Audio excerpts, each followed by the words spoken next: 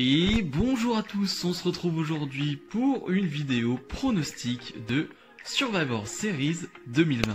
Et toi qui regardes cette vidéo, n'oublie pas de t'abonner, voilà, ça ne peut que m'aider. Et si tu le fais pas, bah...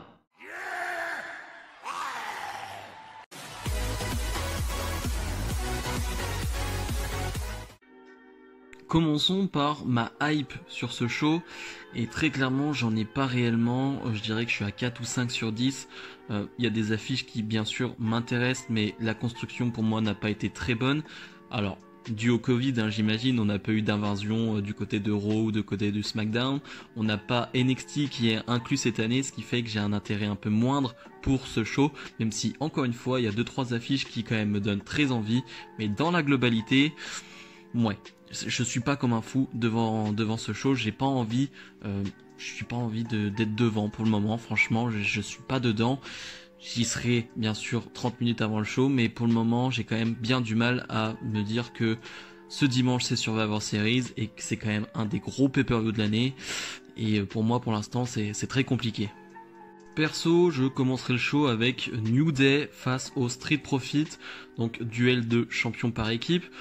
Parce que c'est un gage de bon match, tout simplement parce que tu sais que tu vas avoir un excellent match. Le New Day, ils sortent d'un match excellent à Raw contre Cedric Alexander et Shelton Benjamin, donc ils sont en bonne forme. Les Street Profits, il n'y a pas de souci. Donc franchement, je me dis, commencer par ça, un match de 10-15 minutes où tu auras de la bonne action, où au final... T'es un peu pour les deux équipes parce que c'est deux équipes de face qui sont joyeuses, qui te donnent de la joie de vivre entre guillemets, et donc je me dis commencer par ça, ça peut être cool, ça peut être très fun et ça peut nous donner un excellent match. Moi j'irai sur une victoire des Street Profits parce que je trouve que leur règne, alors bien évidemment la division par équipe en général on s'en fiche, mais voilà, c'est un règne plutôt cohérent, ils ne perdent pas vraiment beaucoup de matchs, ils sont plutôt solides, donc je me dis que voilà, leur donner une victoire face au New Day, ça pourrait être pas mal, ça pourrait consolider un peu plus leur règne et voilà, montrer que voilà, ils sont vraiment très très forts, le New Day en a pas vraiment besoin, donc voilà, je vais sur une victoire des Street Profits. Ensuite, je vais sur le 5 versus 5 féminin, hein, avec la Team Raw, Nia Jax, Shayna Baszler, Lana, Peyton Royce et Lacey Evans, face à la Team SmackDown, Bianca Belair, Ruby Riott et Liv Morgan. Et on a deux noms qui sont pas encore connus, hein, on va sûrement le savoir ce soir du côté de SmackDown, mais c'est quand même, déjà rien que ça c'est très chiant, c'est très très chiant. On est à 3 jours du pay-per-view, on n'a pas tous les noms. Alors j'aime bien des fois quand il y a un nom qui est surprise, ça peut être cool, mais là dans les deux matchs qui sont Raw SmackDown 5 contre 5, on a trop de noms qui sont pas connus et ça c'est très chiant. Voilà, j'imagine peut-être des call-ups du côté de NXT, je sais pas, peut-être une replay du côté de SmackDown, je sais pas. Dans tous les cas je le mets à cette place parce que pareil, pas trop d'intérêt pour ce match. Alors moi je suis un fan de Bianca Belair et de Liv Morgan, alors j'espère les voir briller voilà, dans l'équipe de SmackDown. Je me dis que avoir un gros moment pour Bianca Belair ou pour Liv Morgan, ça pourrait être sympa. Bianca Belair qui a fait déjà un gros moment, un gros exploit du côté du Royal Rumble, ça a quand même marqué les gens on va dire, et je me dis que voilà, c'est peut-être autour de Liv Morgan, ou peut-être pas, elle va être éliminée au bout de 4 secondes, je ne sais pas. Bref, la Team Raw aussi qui a changé hein, cette semaine, on était censé avoir Dana Brooke et Mandy Rose, on a rechangé pour Peyton Royce et Lacey Evans. Bref, ce qui te donne pas forcément plus de hype. Voilà, j'ai pas de hype pour ce match. Je vais sur une victoire de SmackDown, parce que comme j'ai dit, j'espère avoir un peu de magie, on va dire, du côté de Liv Morgan et de Bianca Belair, mais franchement, j'en attends pas grand chose. Sami Zayn, le champion intercontinental, face à Bobby Lashley, le champion des États-Unis. Franchement, c'est un peu la même chose. Là, c'est deux heels. Sami Zayn est un heel, mais plus stratège, presque plus vicieux, j'ai envie de dire, qui est presque plus amusant, on va dire. Mais c'est quand même deux heels, donc c'est très compliqué. Et pareil, voilà, t'as juste des attaques sur les réseaux sociaux entre les deux, mais sinon, il se passe rien à Raw ou à SmackDown, on s'en fiche quoi, un peu de ce match. Je vais directement aller sur le vainqueur parce que je pense que le match peut être sympa, mais je suis pas sûr qu'il va durer très longtemps. Je vais sur une victoire vicieuse et très maligne de Sami Zayn, hein. Il nous a montré ces derniers temps qu'il gagnait beaucoup avec de la malice, avec de l'ingéniosité, et je me dis pourquoi pas encore une victoire de Sami Zayn qui nous fait un petit coup de Trafalgar, un petit truc plutôt amusant, plutôt bien vu. Donc moi je vais sur une victoire de Sami Zayn. Je passe sur le 5 contre 5 masculin qui là non plus me donne pas une hype immense, et pourtant les 5 contre 5 féminins c'est quand même le type de match qui normalement chaque année au Survivor Series te donne une hype et t'as envie de le voir.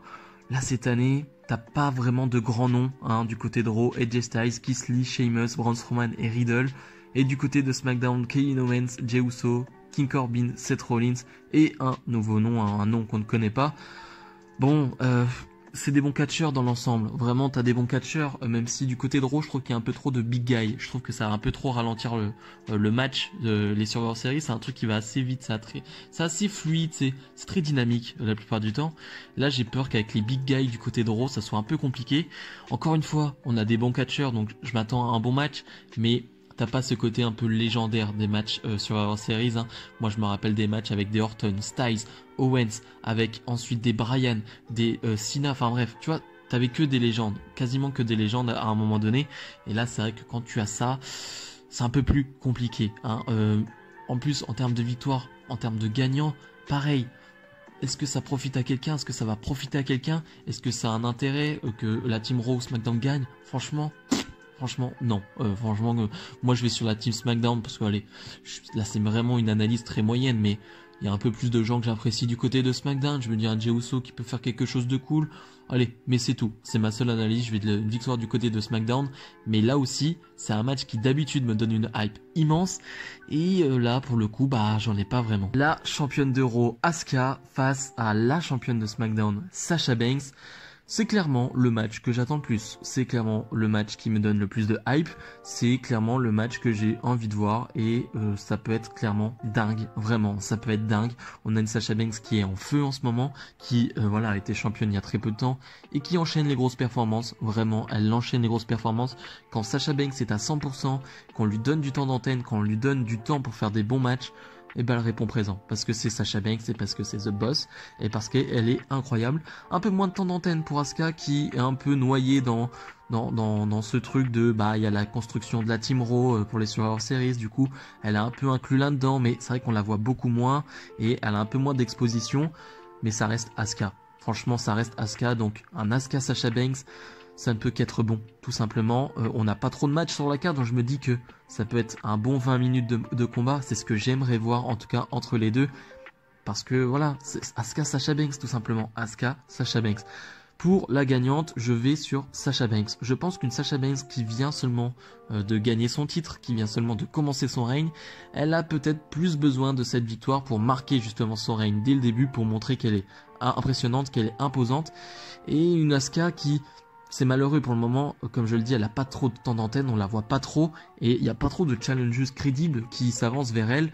Je me dis qu'une défaite face à une Sasha Banks dans un match de plus de 20 minutes, ça va pas la rendre plus faible, concrètement non, avec un petit câlin à la fin du match, voilà, ça sera bien réglé. Donc moi je vais sur une victoire de Sasha Banks. Le main event, donc Drew McIntyre, le nouveau champion de la WWE, face à Roman Reigns, le champion Universal. Drew McIntyre qui est devenu champion ce lundi à Raw, donc ça change quand même pas mal de choses d'avoir ce Drew McIntyre face à Roman Reigns que d'avoir ce Roman Reigns face à Randy Orton.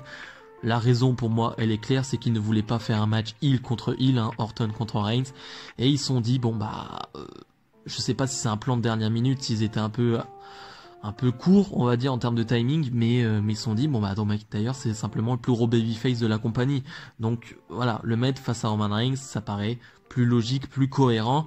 Je sais qu'il y a beaucoup d'attentes sur ce match, et je crois que je suis l'un des seuls à pas l'attendre énormément. On a eu une feud l'année dernière entre Roman Reigns et Drew McIntyre, alors c'était une configuration totalement différente, parce que McIntyre était le heel et Roman Reigns le face, mais... ça ne m'a pas manqué, ça date que d'un an, un an et demi, en gros, j'ai pas un manque de Roman Reigns contre Drew McIntyre, les matchs étaient plutôt cool, mais sans plus, et je suis pas comme un fou. Alors, quand Drew McIntyre est arrivé du côté de SmackDown la semaine dernière, c'était très fun, oui, c'était très fun, j'étais à fond dedans, mais de là à me dire que j'ai de la grosse hype pour ce main event, non. J'espère qu'on aura un gros combat, je pense qu'on l'aura dans cette configuration avec un Drew McIntyre en face, je pense qu'on aura un bon main event, ça j'en doute pas. Victoire pour moi de Roman Reigns. C'est pas forcément ce que je voudrais, mais je pense que c'est ce qu'ils vont faire. Je pense que Roman Reigns ne va pas perdre de match pour l'instant, ne va pas perdre pour le moment. C'est pas le moment de faire perdre Roman Reigns. Et je pense que voilà, dans un match pareil, 15-20 minutes, Drew McIntyre peut perdre contre Roman Reigns. En tout cas, peut-être avec un petit coup de Paul Heyman ou quelque chose comme ça, ou de Jey Uso par exemple. J'imagine un truc comme ça pour une victoire de Roman Reigns. Donc voilà mes pronos. Je rappelle qu'on fêtera les 30 ans de carrière de Undertaker. Je pense qu'il y aura de belles images, qu'il y aura une sorte, pas de documentaire, mais un petit moment nostalgie. Je pense pas qu'Undertaker fera une apparition, en tout cas je l'espère pas. Mais bref, en tout cas, comme je vous l'ai dit au tout début, j'ai pas une hype immense, mais bien sûr, je serai devant mon ordi pour voir ce show. Si vous avez aimé cette vidéo, comme d'habitude, n'hésitez pas à mettre le petit pouce bleu. Nous, on se retrouve dès demain pour la review de SmackDown. Salut, salut!